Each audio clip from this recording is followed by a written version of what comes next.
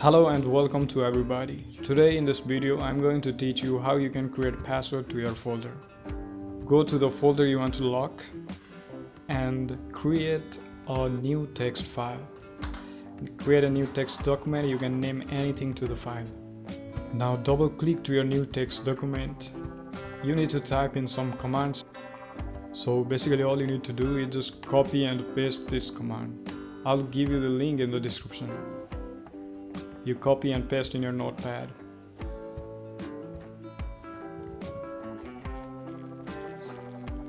And in your password, you need to write your actual password you want to create. Just rename that. After you write in your password, just go to the file and save as. You need to change the file extension to this, just the last txt to .bat, and save as type to all files and save the file. You close that and you will see some new files and folders appear inside of your folder. You will find a folder named private. All you need to do now is select all the files and cut and paste it to the folder named private. Just move it to the folder named private, everything except the .bat file.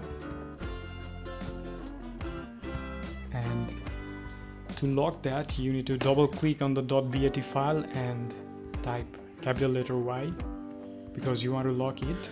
Save it with a password. Now it is locked.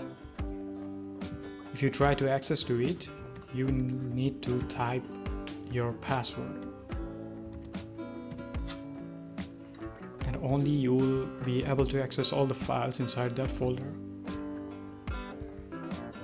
So that's it. And remember, just before exiting, just double click to the .bat file and hit the capital letter Y.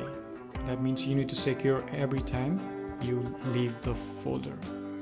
So that's basically it. And in case you want to remove your password,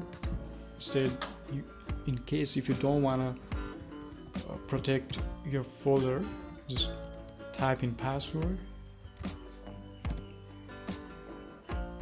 and then you need to move the files again back to the folder from the private to your folder, original folder, original folder. So, and delete all the extra files and folders.